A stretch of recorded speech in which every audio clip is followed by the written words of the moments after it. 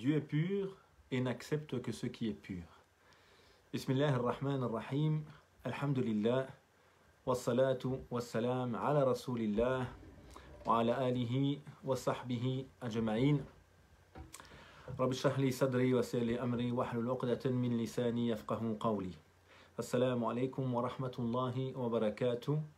Mes frères et sœurs, que la paix soit sur vous. Nous nous retrouvons donc pour cette méditation du dimanche autour du modèle du prophète alayhi salatu wassalam. Et le texte que j'aimerais que l'on médite ce soir est un rappel du prophète alayhi salatu wassalam qui nous ramène à l'essentiel à nouveau, à la pédagogie prophétique. D'après Abu Huraira, le prophète a dit alayhi salatu wassalam, Ya ayyuhan nas, inna allaha tayyibun la yaqbalu illa tayyiban. Ô vous les hommes, Dieu est pur, Dieu est bon, et il n'accepte que ce qui est pur, que ce qui est bon. Wa inna Allah amara al-mu'minin bima amara bihi al-mursalin. Et Dieu a certes ordonné aux croyants ce qu'il a ordonné aux envoyés. فَقَالَ يَا أَيُّهَا الرُّسُلُ كُلُوا مِنَ الطَّيِّبَاتِ. Et il a dit, ô vous les messagers, mangez des choses pures et bonnes. وَعَمَلُوا صَالِحًا. Et accomplissez de bonnes œuvres. إِنِّي بِمَا تَعْمَلُونَ عَلِيمٌ. Je suis certes connaisseur de ce que vous faites. وَقَالَ يَا أَيُّهَا الَّذِينَ آمَنُوا كُلُوا مِنْ طَيِّبَاتِ مَا رَزَقْنَاكُمْ. Et il dit également, ô vous qui êtes habités par la foi, mangez des choses pures, bonnes, que nous vous avons accordées. ثم ذكر الرجل يطيل السفر أشعث أغبر يمد يديه إلى السماء يا رب يا رب. Ensuite, il nous parle d'un homme qui a accompli un long voyage. Il a les cheveux ébouriffés, décoiffés. Arbara, il est rempli de poussière, du désert, le sable. Yamuddu yadayhi ila sama, ya Rab, ya Rab. Il tend ses mains vers le ciel et il dit, ô mon Seigneur, ô mon Seigneur. Wa mat'amuhu haram. Alors que sa nourriture est illicite. Wa mashrabuhu haram. Et sa boisson est illicite. Wa malbasuhu haram. Et ses vêtements sont illicites. وَغُذِيَ بِالْحَرَامِ. Il a été nourri par l'illicite. فَأَنَّا يُسْتَجَابُ لِذَلِكَ. Comment pourrait donc-il être exaucé? Voici donc la parole du prophète alayhi salatu wassalam que j'aimerais que nous méditions ensemble ce soir. En résumé, le prophète interpelle les humains en leur disant Dieu est bon et pur et il n'accepte donc que ce qui est bon et ce qui est pur. Et puis il nous rappelle que Dieu a ordonné aux croyants ce qu'il a ordonné aux envoyés. En citant 2 versets du Coran, ô vous les messagers, mangez des choses pures et œuvrez de belle manière, car certes je suis connaisseur de ce que vous faites. Et un autre verset que récite le prophète, alayhi salatu wassalam, ô vous qui avez la foi, mangez des choses pures dont nous vous avons octroyé les faveurs. Ensuite, le prophète nous parle d'un homme qui accomplit un long voyage, qui a les cheveux ébouriffés, décoiffés, qui est rempli de sable et de poussière, et qui lève les mains au ciel. Ô mon Seigneur, alors que sa nourriture est illicite, sa boisson est illicite, ses vêtements sont illicites, il a été nourri d'illicite. Comment pourrait-il donc être exaucé? Voici donc ce discours, ces paroles que le prophète alayhi salatu wassalam a adressé à ses compagnons et que nous rapporte ici Abu Huraira. J'aimerais donc que nous nous arrêtions un instant à nouveau pour méditer sur cette parole, qu'est-ce que nous pouvons en retenir, en comprendre et comment à nouveau essayer de la vivre aujourd'hui dans notre réalité. Car à nouveau le prophète alayhi salatu wassalam est avant tout le guide, le modèle. Il est l'enseignant, il est le purificateur, il est l'enseignant. Et il y a ce besoin justement de venir méditer sur sa pédagogie, sur ses orientations, afin de mieux vivre notre cheminement au quotidien. Et donc j'ai voulu d'abord sélectionner une série de versets ou de hadiths qui vont revenir à cette notion de tayyib. Inna Allah tayyib la yaqbalu illa tayyiban. Ensuite, nous allons essayer d'analyser les différents éléments qui se trouvent dans ce hadith. Donc d'abord une série de textes que j'ai sélectionnés afin de revenir à cette notion de tayyib, de ce qui est pur, de ce qui est bon. Le Coran nous rappelle Yas'alunaka madha uhilla lahum qul uhilla lakum at-tayyibat. Il t'interroge, ô Muhammad, qu'est-ce qui leur est permis? Dis-leur, il leur est permis les choses pures, at-tayyibat. Ce verset nous rappelle que lorsqu'il est interrogé, alayhi salatu wassalam, sur les choses qui sont permises, le Coran dit au prophète, alayhi salatu wassalam, lorsque tu leur réponds, réponds-leur justement par les principes. Vous voyez, l'islam est toujours une religion intelligible, qui interpelle la conscience et le cœur. Et Dieu, exalté soit-il, n'envoie pas un discours absurde, absent de sagesse, car il est le Hakim, le sage, et c'est El-Kitab ou Hakim, le livre sage. Et le prophète, alayhi salatu wassalam, est venu avec le livre et la sagesse, le hikmah. Et donc il y a toujours un sens derrière les choses. Et là on nous rappelle, lorsqu'il t'interroge sur ce qui leur est permis, dis-leur ce sont toutes les choses pures. Tout ce qui est pur, tout ce qui est sain, tout ce qui est bon, est à la base permis pour l'être humain. Et dans un autre verset, lorsqu'on parle de la mission prophétique, le Coran nous rappelle notamment وَيُحِلُّ لَهُمُ الطَّيِّبَاتِ وَيُحَرِّمُ عَلَيْهِمْ الْخَبَائِثِ. Et ce prophète est venu afin de rendre permis les choses saines et pures et d'interdire les impuretés. Tout ce qui est malsain, tout ce qui est impur, tout ce qui est négatif pour l'être humain, en termes de paroles, en termes de comportement, en termes d'éléments à consommer, est quelque chose qui sera rejeté par le message. يُحِلُّ لَهُمُ الطَّيِّبَاتِ. Et tout ce qui est pur, tout ce qui est sain, tout ce qui est bon, est quelque chose que l'islam va encourager. Et c'est pourquoi, en méditant sur le Coran, on a extrait cette règle fondamentale, al-aslu fil ashya wa tasarrufat wal adat al-ibaha. La norme, c'est que toutes les choses, tous les comportements, toutes les coutumes sont permises, sauf évidemment s'il y a un interdit. Et Dieu vous a clairement clarifié ce qui est interdit. Et de l'autre côté, tout ce qui est nuisible, tout ce qui est nocif, tout ce qui est impur pour l'être humain, va être rejeté. On me pose la question sur la cigarette. Est-ce que la cigarette est permise ou interdite? Est-ce qu'un musulman devrait pouvoir la fumer ou non? Je reviens simplement à ce verset. وَيُحَرِّمْ عَلَيْهِمْ الْخَبَائِثِ. D'ailleurs, on vous a facilité la chose. La fatwa, on l'a écrite déjà sur le paquet. Quand vous avez un paquet de cigarettes, qu'est-ce qu'on a écrit dessus? Fumez tue. وَلَا تَقْتُلُوا أَنفُسَكُمْ. Ne vous tuez pas vous-même. On vous a facilité la tâche, c'est écrit dessus. Ça fait partie des khaba'ith, des choses impures qui peuvent nuire à l'être humain. Un autre verset également, qui lui nous met en garde contre certaines personnes qui veulent interdire les choses pures, les choses licites, les choses de la vie aux êtres humains. Certaines personnes qui s'arrogent le droit de se placer à la place de Dieu. Inil hukmu illa lillah. À seul Dieu appartient le jugement dans la religion. Je n'ai pas le droit de venir dire les chemises vertes sont haram. Pourquoi? Parce que j'ai décidé, c'est comme ça. Parce que nous les imams on a décidé. Non. On n'a pas le droit de s'ingérer dans ce domaine, sauf à la lumière de textes, comme la cigarette. On l'a vu. D'ailleurs la fatwa, on l'a dit, est écrite dessus. Mais on se base sur des textes à nouveau. Ce n'est pas juste par une interprétation purement humaine.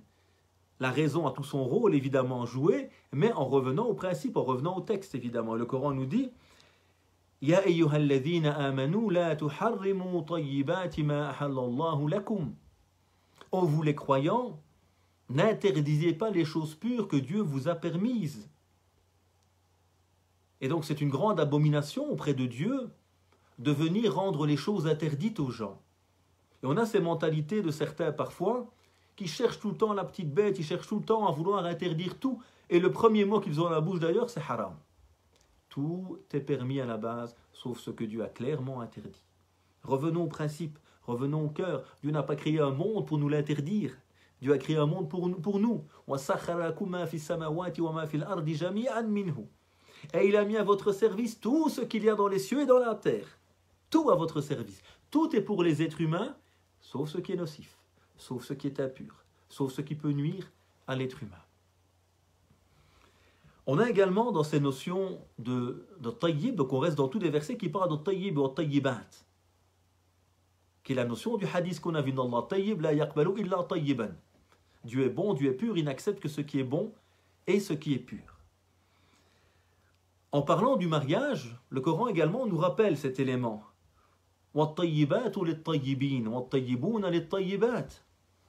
Et les femmes pures pour les hommes purs. Bonnes, bons. Et même chose de l'autre côté. Les hommes purs et bons pour des femmes pures et bonnes. Sois quelqu'un qui vit dans la pureté, qui essaye d'être bon dans ton cœur, dans ton comportement, et Inch'Allah Ta'ala, Dieu t'ouvrira la porte vers quelqu'un que tu mérites. Et toi-même, tu vas déjà faire un choix. Pourquoi? Parce que tu es habité par la bonté. Et donc tu cherches déjà quelqu'un qui pourra t'accompagner dans ce chemin. Dans les versets également qui nous parlent de cette notion de tayyib et de tayyibat, de ce qui est bon, ilayhi yas'adul kalimut tayyib. C'est vers lui, vers Dieu, que va s'élever la parole bonne, la parole pure. Lorsqu'une parole est pure, lorsqu'une parole est bonne, lorsqu'elle part d'un cœur sincère, cette parole va s'élever auprès de Dieu. Si cette parole évidemment est malsaine, parce que son contenu est impur, est malsaine parce que son intention n'y est pas, cette parole ne va pas dépasser ton gosier. Une parole qui est saine, une parole qui est pure, dans l'intention, dans le contenu, Inch'Allah Ta'ala, c'est une parole qui va s'élever auprès du Seigneur. Le prophète encore nous dit, alayhi salatu wassalam, al-kalimatu tayyibah sadaqa. Une parole pure, bonne, est une aumône. Wa qulu linnasi husna, comme le rappelle le Coran. Dites aux gens de belles paroles. Toute belle parole que tu dis, c'est une aumône. Ton sourire, c'est une aumône. Et donc tout ce qui est tayyib, tout ce qui est bon, tout ce qui est pur, tout ce qui est utile, est un élément qui va te permettre de te rapprocher de Dieu, exalté soit-il. Et dans un hadith également, le prophète nous parle des anges qui arrivent lorsqu'un croyant décède. Et فَإِذَا كَانَ الرَّجُلُ صَالِحًا. Et lorsque cette personne est quelqu'un de pieux, de réformé, de salih, de saint, قَالُوا أُخْرُجِي أَيَّتُهَا النَّفْسُ الطَّيِّبَةِ. Sors de ce corps, toi cette âme pure, bonne, طيبة. كانت في الجسد الطيب. Elle était dans ce corps qui était pur. Et donc on voit toute cette notion ici de tayyib, de tayyiba, de chose qui est pure, de cette chose qui est saine, de cette chose qui est bonne, et comment toutes les choses qui sont bonnes, Dieu nous les a permises, et comment toutes les choses malsaines, impures sont à rejeter, comment il est très grave d'interdire aux gens les choses que Dieu leur a permises, et comment l'acte ou la parole qui est saine et qui est pure, et qui est une aumône, va être élevée par Dieu, et comment les anges vont venir accueillir cette âme bonne, pure, qui était dans ce corps bon et pur, parce qu'il a vécu évidemment avec Allah al-Tayyib. Revenons maintenant au hadith que nous avons abordé, et quelques réflexions sur celui-ci. Donc dans cette parole du prophète, alayhi salatu wassalam, il nous rappelle, Dieu est bon, et il n'accepte que ce qui est bon. Ya ayyuhan nas, inna Allah tayyib la yaqbalu illa tayyiban. Et là, on revient de nouveau à la pédagogie du prophète, alayhi salatu wassalam. Et ça, c'est central. Le messager, alayhi salatu wassalam, c'est un éducateur. Et l'éducateur, c'est pas quelqu'un qui te donne un poisson pour manger. C'est quelqu'un qui t'apprend à pêcher. C'est quelqu'un qui t'apprend quoi? L'autonomie, qui t'apprend à grandir. Et c'est ce que fait le prophète, alayhi salatu wassalam. Il nous donne quoi à chaque fois? Des clés, des outils. Il te dit, Inna Allah tayyib. Dieu est bon, Dieu est pur. La yaqbalu illa tayyiban. Et donc il n'accepte pas quelque chose qui n'est pas pur, qui n'est pas sain, qui n'est pas bon. À nouveau, il dit d'abord, Ya ayyuhan nas, oh vous les hommes, il interpelle tous les humains. Car c'est un message qui vient pour l'humanité tout entière. Et il nous rappelle une chose importante. Certes, Dieu est bon. Certes, Dieu est pur. Il te ramène à l'essentiel. Rappelle-toi Dieu et tu comprendras le message de Dieu. Oublie Dieu. Et le message va sans doute être déformé, mal compris, mal vécu. Pourquoi? Parce que tu as oublié que le message, c'est ce qui te ramène à Dieu. Et que c'est Dieu qui compte. Le message, l'islam, c'est le chemin qui me mène à Dieu. Mais si je reste enfermé dans le chemin et que je n'en sors plus, mais j'ai oublié la finalité du chemin, c'est me ramener vers lui, exalté soit-il. Et le prophète, alayhi salatu wassalam, l'éducateur te ramène directement à l'essentiel, à Dieu. Et il te rappelle que si tu veux connaître Dieu, tu dois revenir à ses noms et attributs. Walillahi al-asma'il husna. Et Dieu a les noms les plus sublimes. Et donc, il nous rappelle un nom de Dieu. Inna Allah tayyib. Dieu est bon. Dieu est pur. Dieu est saint. Et à nouveau, nous devons comprendre l'islam à la lumière de ces noms divins. Dieu est bon, donc l'islam ne peut être que bonté. L'islam ne peut être que pureté. Et toi, le croyant et la croyante, si tu veux cheminer sincèrement, tu te dois d'être pur, de te réformer, de chercher la bonté. Et toute interprétation de l'islam qui n'entraîne pas la bonté, la pureté, est une interprétation sans doute erronée. Inna Allah tayyib la yaqbalu illa tayyiban. Dieu est bon, Dieu est pur, il n'accepte que ce qui est bon, que ce qui est pur. L'éducateur te ramène à l'essentiel. Dieu exalté soit-il. Et il te donne la clé fondamentale pour comprendre Dieu et comprendre son message et le vivre correctement. Connais les noms de Dieu. Médite sur les noms de Dieu. Inna Allah khalaqa Adam ala surati. Dieu a créé Adam à son image. Parce que l'être humain doit s'inspirer des noms divins pour les intérioriser et les traduire dans son comportement. Et puis il te donne une règle. Il commence par la règle. Allah tayyib la yaqbalu illa tayyiban. Dieu est bon, il n'accepte que ce qui est bon. Dieu est pur, il n'accepte que ce qui est pur. Tu veux gagner de l'argent illicite, ça ne marche pas, Dieu n'acceptera pas. Tu n'as pas une intention sincère, elle n'est pas pure, Dieu n'acceptera pas ton intention parce qu'elle n'est pas saine, elle n'est pas pure. Tout comportement qui est malsain, qui est malhonnête, qui triche, qui trompe, qui contredit, même si on essaye juridiquement de trouver un avis qui irait dans le sens, il ne peut pas être validé par Dieu. Parce qu'il n'est pas tayyib, parce qu'il n'est pas bon, parce qu'il n'est pas pur. Et toute chose qui est pure, toute chose qui est bonne ne peut pas être interdite, de principe. Parce qu'elle est tayyib, elle est bonne, elle est pure, elle est saine. Et donc la norme, c'est qu'elle est permise, évidemment, pour tous les êtres humains, comme on l'a dit. Donc il y a cette importance de la pédagogie prophétique qui commence par la règle. D'ailleurs, un peu plus bas, il va nous donner l'exemple avec cet homme qui voyage. Donc on part de la règle et puis on te donne l'exemple également pour illustrer finalement l'exemple ou la règle donnée par le prophète alayhi salatu wassalam. Ensuite il y a l'importance de revenir au Coran. On voit comment le prophète alayhi salatu wassalam, après avoir donné la règle, nous rappelle les versets coraniques. Et avant de dire cela, il rappellera Dieu. Oh vous les croyants, Dieu vous a ordonné, tout comme il a ordonné aux envoyés. Il nous rappelle que Dieu nous a envoyé des messagers. Noé, Abraham, Moïse, Mohammed, tous ces gens qui sont venus comme modèles pour l'humanité. Et le Coran rappelle même à Mohammed alayhi salatu wassalam, Ulaika alladhina hadallah, fabihudahu muqtadih. Ceux-là, ce sont ceux qui ont été guidés par Dieu. Alors, inspire-toi de leur guidance, dit-il à Mohammed alayhi salatu wassalam.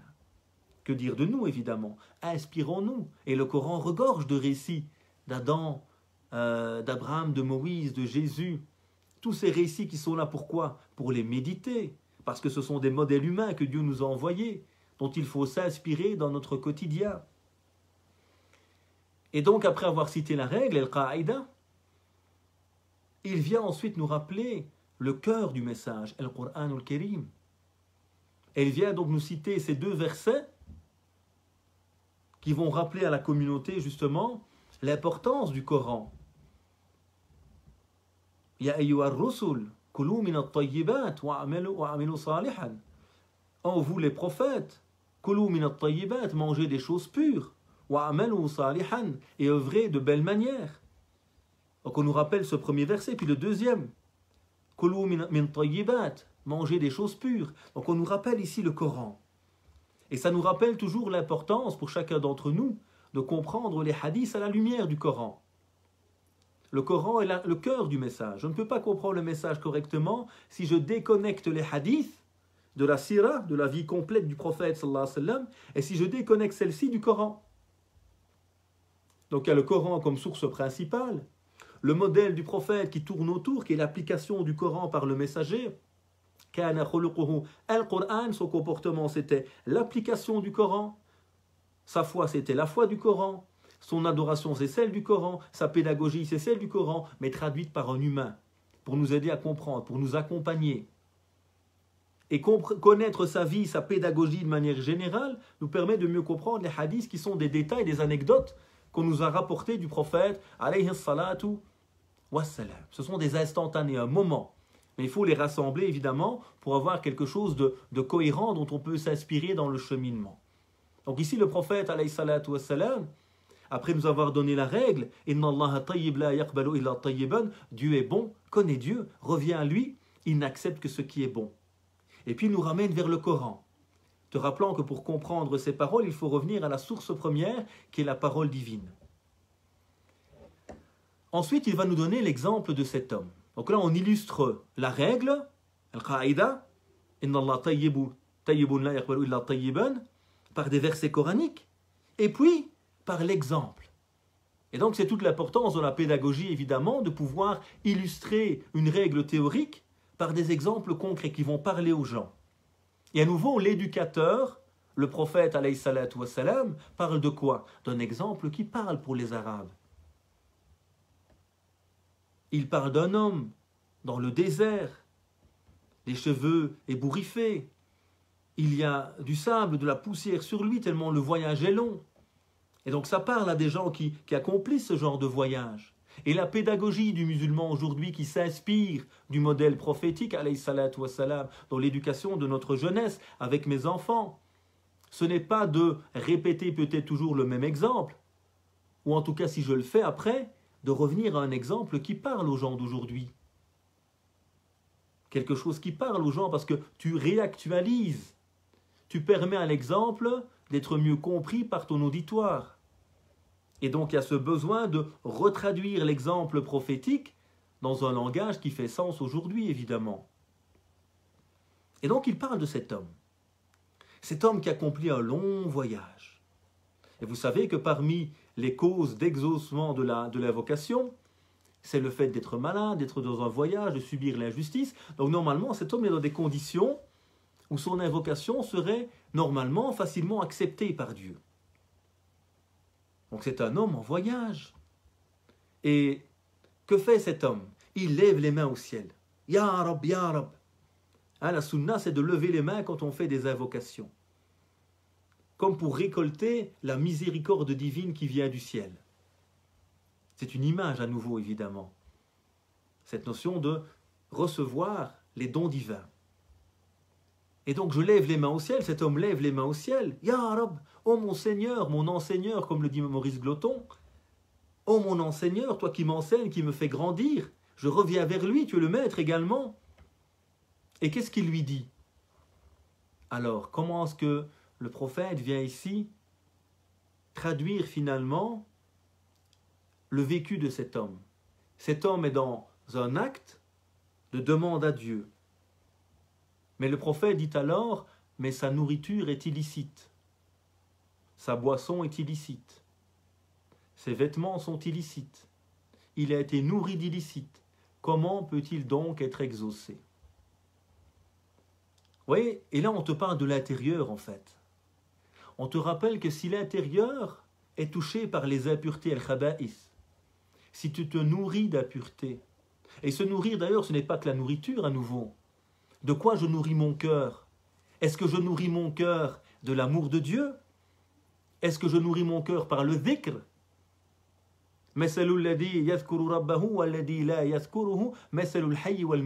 L'exemple de celui qui évoque Dieu et de celui qui ne l'évoque pas est à l'image du vivant et du mort.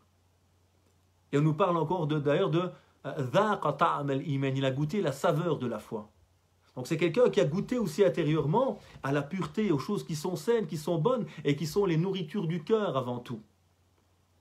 Il s'est nourri de choses pures ou de choses impures. Est-ce que je me suis nourri par la jalousie, par l'orgueil, qui ont détruit ce cœur, et mes mains levées finalement font que mon cœur reste tout en bas? Il ne s'élève pas, il ne s'oriente pas. Et rappelez-vous le verset qu'on a cité, s'élève auprès de Dieu la parole tayyib, al-kalimu tayyib, la bonne parole. La parole qui est pure, celle qui va aller jusqu'à Dieu. Mais la parole n'est que finalement le reflet de ce qui habite le cœur. Et donc il nous rappelle, il est nourri de choses illicites, il s'abreuve de choses illicites. Il porte des vêtements illicites. Et à nouveau, quel est le plus beau vêtement qu'on peut porter? Comme le Coran le dit, et le vêtement de la piété, me couvrir de la piété, me couvrir de la pureté. Ça, c'est le plus beau vêtement que l'on peut porter, au-delà du vêtement, évidemment, qui nous habille. Être couvert de quelque chose de pur.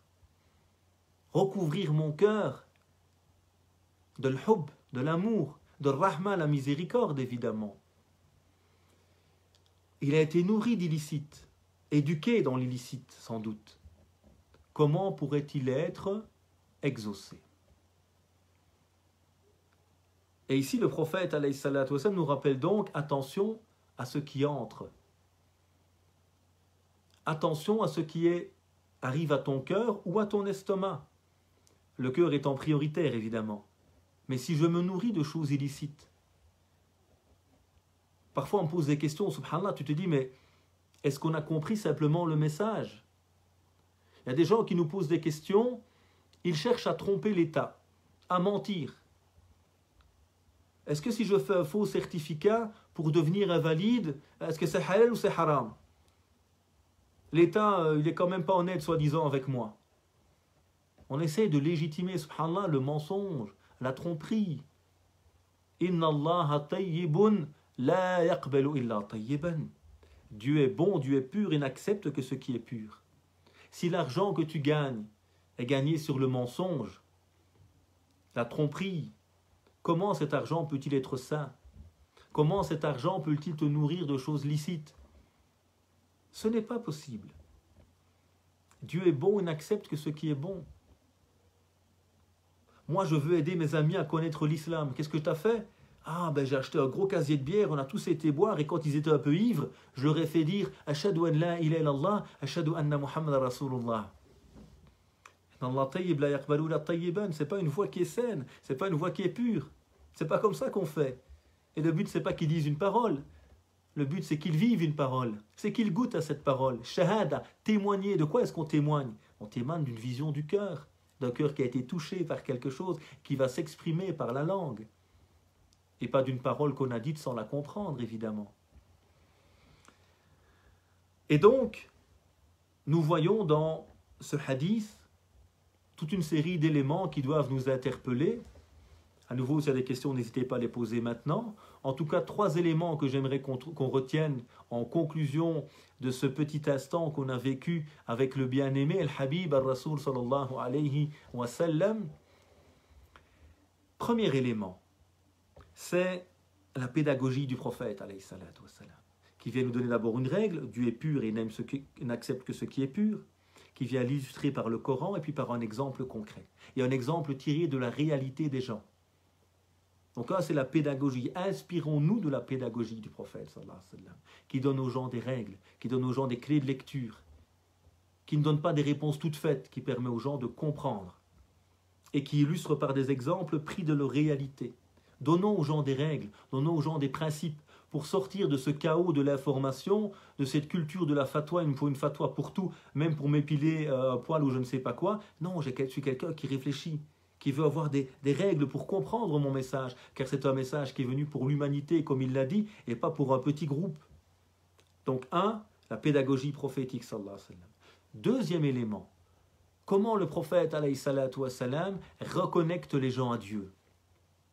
Il aurait pu dire directement, ce qui est impur ne sera pas accepté par Dieu.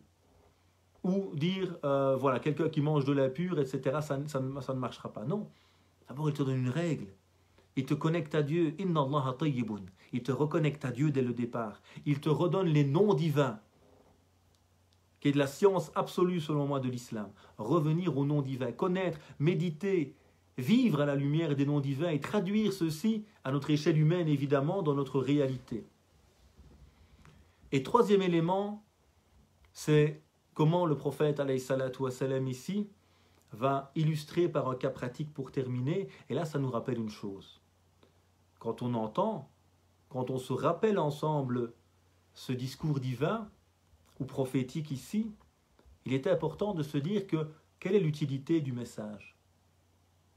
Ce n'est pas simplement de nous rappeler, c'est de nous inspirer, de nous nourrir intérieurement pour pouvoir vivre ce message au quotidien.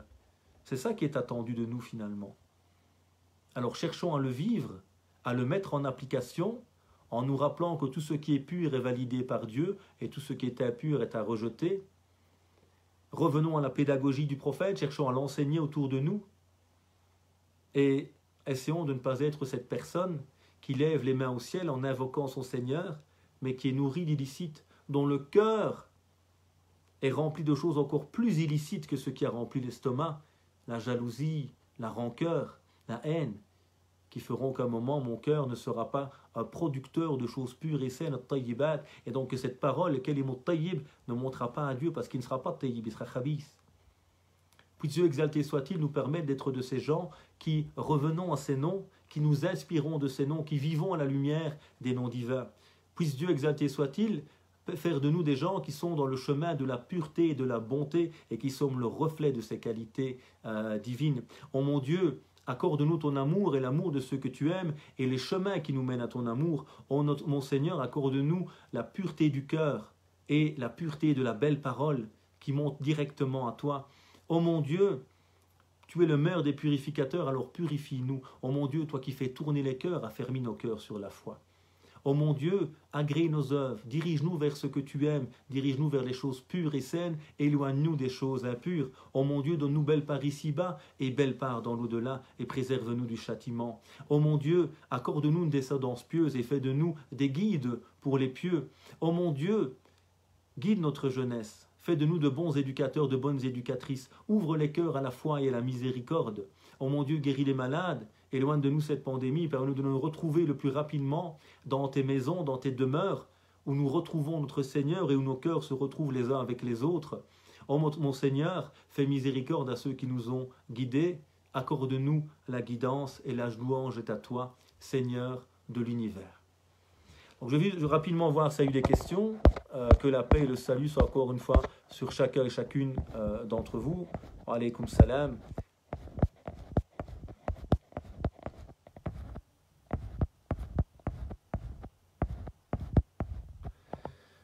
Alors c'est l'alcool ou l'ivresse qui est haram, ou les deux. Alors le Coran nous a demandé de nous éloigner totalement du vin. C'est une impureté venue du diable. Fashtanibou, écartez-vous-en. Et donc il faut s'écarter, pas seulement s'interdire un verre, c'est totalement s'écarter. C'est pour ça que l'éducateur par excellence, le prophète alayhi salatu wassalam, lorsque le projet de l'islam a évolué, qu'on a purifié les cœurs et les esprits, qu'on a changé la société, après de nombreuses années de messages, on ne va pas seulement interdire l'alcool, mais le prophète alayhi salatu wassalam, appliquant le verset coranique, fashtanibou, écartez-vous-en totalement, va interdire de presser, de transporter, de vendre, etc. le vin. Donc c'est les deux évidemment qui sont interdits même si évidemment, plus on en consomme, plus l'interdit augmente. Plus la nuisance est grande, plus l'interdit sera grand. Mais évidemment, il est interdit de consommer un seul verre d'alcool.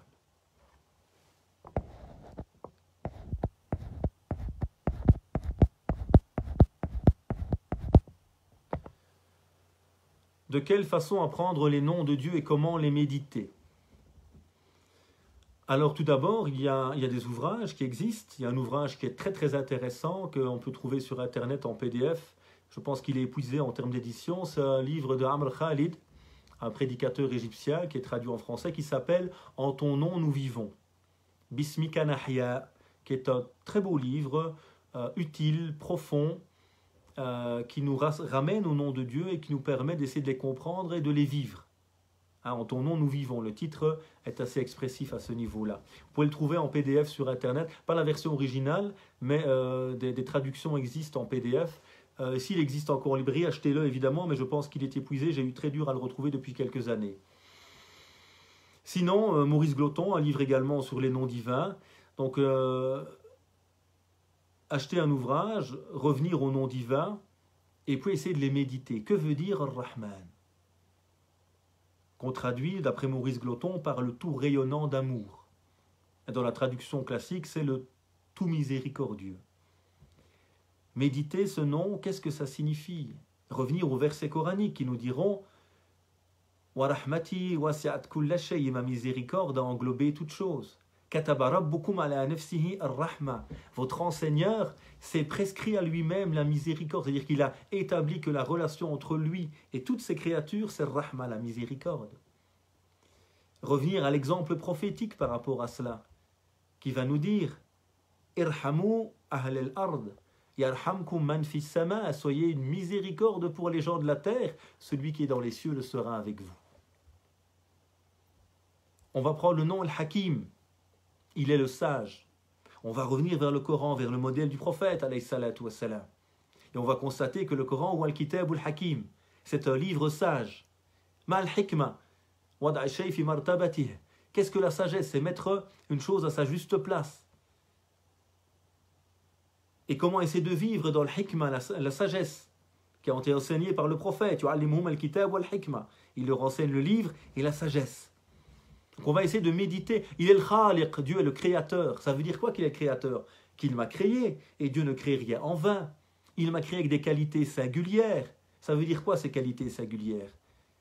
Ça veut dire évidemment qu'il attend de moi des choses singulières. Il m'a donné plus de potentiel que le monde végétal ou animal. Donc il y a une attente différente me concernant. Et ainsi de suite. J'avais une vidéo sur ma page. Cliquez vidéo et vous trouverez dans les vidéos normalement quelque part une vidéo que j'avais faite sur justement comment vivre avec les noms divins. Ce n'est qu'une modeste introduction évidemment. Y a-t-il une position ou exemple à travers l'histoire de l'islam favorable envers s'inscrire comme donneur d'organes en cas de décès? Alors évidemment c'est une question nouvelle. Donc c'est une question qui est suite à ce qu'on appelle l'ijtihad, l'effort d'interprétation. L'islam est une religion universelle, intemporelle, mais dont les textes sont finis et limités. Donc il n'y a pas un texte pour toutes les questions. Le Coran et le prophète alayhi salatu wassalam, nous ont donné en fait des clés de lecture. Inna Allah tayyib la yaqbalu illa tayyiban, une clé de lecture. Et les théologiens ont construit des méthodologies, madhahib, des écoles, à travers lesquelles on a essayé de construire une doctrine, une méthodologie claire et cohérente pour comprendre les textes et répondre notamment aux questions nouvelles. Donc le don d'organes est une question nouvelle qui est réfléchie à la lumière des textes. Nous avons des textes par exemple qui nous disent celui qui a donné la vie, c'est comme s'il avait sauvé l'humanité. Donc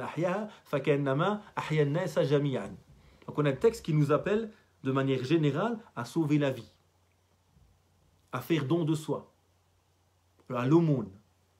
On a des textes aussi qui nous interdisent de nous faire du tort, la darar ou la dirar. On ne se fait pas du tort à soi ni à autrui. Donc à la base, je n'ai pas le droit d'enlever un organe, de donner mon rein à quelqu'un. Et je n'ai pas le droit dans tous les cas en étant vivant de donner mon cœur. Je ne peux pas mourir. Mais je peux donner un rein. À la base, non. Mais il y a ce qu'on appelle ici el muwazana bain al mafasid. L'islam est une religion réaliste. Et donc lorsqu'il y a deux nuisances, une petite nuisance me concernant, même si elle est quand même grande déjà, c'est perdre un rein, mais qui n'est pas une nuisance absolue, je ne meurs pas, et la capacité de sauver mon frère, ma sœur, mon père, qui lui aura une nuisance absolue, totale, puisqu'il va mourir sinon. Et donc là, je peux, moi, subir une nuisance mineure, partielle, pour sauver quelqu'un, éviter une nuisance supérieure. Quelqu'un qui est décédé. À la base, le corps en islam est quelque chose de sacré. On a honoré les fils d'Adam, vivants ou morts. Je n'ai pas le droit de mutiler un corps, vivant ou mort. Je ne peux pas, par plaisir, ouvrir le corps d'un défunt et retirer un cœur. Maintenant, la personne est décédée. Ses organes ne sont plus utiles et vont quand même se décomposer. Donc, si je peux, avec cette personne, avec ses organes toujours sains, redonner la vie à quelqu'un, sauver une ou deux, trois personnes peut-être, alors cela est permis par les juristes musulmans. Et sur ce genre de questions, il faut revenir au conseil de savants. Nous avons à notre époque ce qu'on appelle l'ijtihad el-jama'i, un ijtihad collectif, où les savants se réunissent en groupe de spécialistes. On a également des grands colloques avec des médecins, avec des scientifiques, pour travailler les questions aujourd'hui liées à la médecine, à la bioéthique, etc. Et donc ces conseils, comme le conseil de Jeddah, le conseil international du droit musulman, le conseil européen de la fatwa, ils ont permis le don d'organes avec des conditions qu'on peut citer si nécessaire. Donc effectivement, c'est quelque chose qui a été permis du vivant tant qu'on ne se donne pas la mort et que c'est supportable, on va dire, et après le décès également, cela est permis par les conseils de droit musulman contemporains.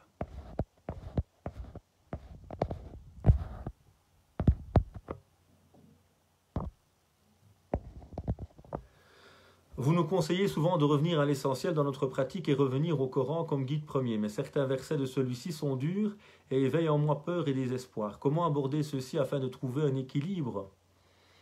Le Coran, c'est le livre de la vie. Le Coran est un livre qui doit interpeller tous les humains selon tous les profils qui peuvent exister, toutes les situations, toutes les époques. Et donc, dans le Coran, vous aurez des passages qui parlent de fragilité et de force, de paix et de guerre, de maladie et de santé, de mariage et de divorce, de vie et de mort, d'héritage. Donc tous ces différents éléments sont abordés ensemble. Et il y a des versets, et d'ailleurs ils sont équilibrés, il y a autant de versets qui parlent du paradis que de l'enfer. Il y a des versets qui nous parlent de la bonne annonce du paradis et qui nous encouragent à aller vers lui. Et des versets qui vont nous parler du châtiment de l'enfer et qui sont effectivement très détaillés, qui décrivent ce qui va se passer. Parce que nous sommes différents aussi. Donc certains ont vraiment besoin d'entendre les deux. Certains ont plus besoin d'écouter les versets du paradis, ça les pousse plus à agir. Les versets de l'enfer les braquent, les bloquent peut-être. D'autres, c'est l'inverse, ils ont vraiment besoin des versets de l'enfer parce que par rapport à eux, ça va les cadrer. Donc nous sommes différents. Et tous les versets ne nous parlent pas toujours de la même manière. Quand je suis marié, je viens de me marier, et que je lis le Coran et je passe sur les versets du divorce, c'est clair que ce n'est pas des versets qui me parlent à ce moment-là. Moi, je veux des versets qui nous disent « Hunna libasun lakum wa antum libasun lahun ». Elles sont un vêtement pour vous, vous êtes un vêtement pour elles. Je ne veux pas verser le divorce c'est 2 fois, etc. Je ne veux pas ça, moi. Je veux des versets qui vont parler. Donc c'est normal que dans notre cheminement, dans notre quotidien, il y a des moments où certains versets me parlent plus que d'autres. Et certains versets sont orientés justement pour me permettre de cheminer et de comprendre certains aspects de la vie que quand je ne les vis pas, je ne les comprends pas, ou qu'une autre personnalité que moi sera plus marquée par ceci. Et à nouveau, nous sommes toujours dans Ar-Raja wal Khawf, l'espoir et la crainte. Alors, nourrissez-vous plutôt des versets qui vous font du bien, qui vous appellent au cheminement, au paradis. Et à certains moments, vous aurez peut-être besoin des versets également qui décrivent l'enfer, en vous rappelant une chose. C'est qu'à chaque fois que vous commencez une sourate, à l'exception de la 9, Dieu vous dit avant de commencer, comme pour nous rappeler, Bismillahirrahmanirrahim. Au nom de Dieu, le tout rayonnant d'amour, le tout miséricordieux, le très rayonnant d'amour, il nous dit, rappelez-vous, la base de ce Coran, c'est Rahma, la miséricorde. Et dans le hadith Qudusi, Inna rahmati taghlibu ghadabi.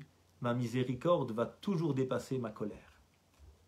Et ainsi on peut revenir à l'essentiel et se rappeler que Dieu ne nous a pas créés pour nous punir. Dieu nous a créés par amour et par miséricorde.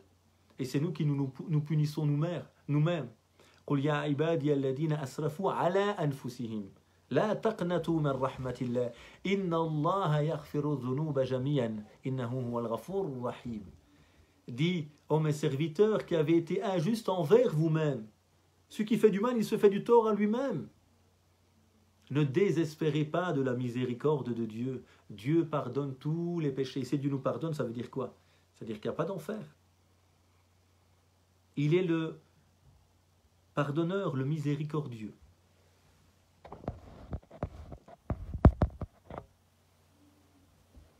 On m'appelle tous Hakim. Est-ce que je dois changer de... donc dans les noms divins, il y a des noms qui sont propres à Dieu et d'autres qui sont généraux. Il n'y a pas de problème de s'appeler Hakim. Aucun problème à cela. Alors on appelait souvent chez les anciens, El Hakim, c'était le médecin ou le philosophe. Donc il n'y a pas de souci à utiliser ce nom. Par contre, on ne peut pas s'appeler Ar-Rahman. Ar-Rahman, c'est un nom propre à Dieu. Al-Mutakabbir, celui qui s'enorgueillit de son pouvoir et de sa puissance. On ne peut pas s'appeler comme cela.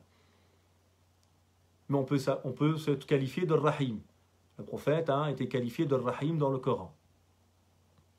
Bil mu'minina Raoufur Rahim.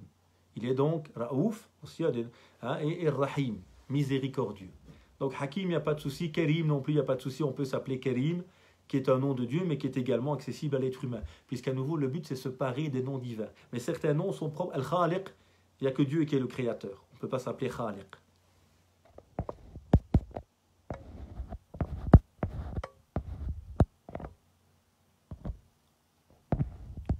Y a-t-il une position actuelle dans les conseils musulmans sur le vaccin Covid quant à l'intérêt supérieur, c'est-à-dire le peu de recul sur ses effets secondaires, la fiabilité, etc. Alors de ce que j'ai vu actuellement, en tout cas les instituts de fatwa, peut-être pas encore les conseils, il y a des instituts locaux, mais beaucoup ont appelé justement à faire le vaccin, ou en tout cas à la permission de faire le vaccin évidemment, voire à la nécessité, si c'est les scientifiques qui le disent. Donc à nouveau, en islam, nous avons une séparation des genres. Nous avons une séparation des genres, pas une opposition des genres. C'est-à-dire, فَاسْأَلُوا أَهْلَ الذِّكْرِ إِن كُنْتُمْ لَا تَعْلَمُونَ. Demandez aux gens du savoir si vous ne savez pas. Et les gens du savoir dans la médecine, ce sont les médecins. Les gens du savoir dans l'architecture, ce sont les architectes. Les gens du savoir dans la chimie, c'est les chimistes. Les gens du savoir dans la théologie, ce sont les théologiens. Et donc à un moment, sur des questions purement liées à la médecine, par exemple, c'est aux médecins, aux scientifiques ici, de dire ce que l'on peut faire. Et les théologiens vont écouter leur discours et à partir de là, nous dire c'est possible ou pas. Mais de ce que j'ai lu pour l'instant, je n'ai vu personne qui a interdit cela, que du contraire, chez les théologiens que j'ai pu lire ou suivre sur la question. Voilà, je vois qu'il n'y a plus de questions, donc j'espère à nouveau que cette rencontre aura pu être utile pour chacun et chacune d'entre nous. Puisse Dieu nous accorder un savoir utile, nous rapprocher de lui, nous purifier et au plaisir de vous retrouver, Inch'Allah ta'ala. Subhana rabbika rabbil izzati amma yasifun wa salamun ala al-mursalin. والحمد لله رب العالمين والسلام عليكم ورحمة الله وبركاته.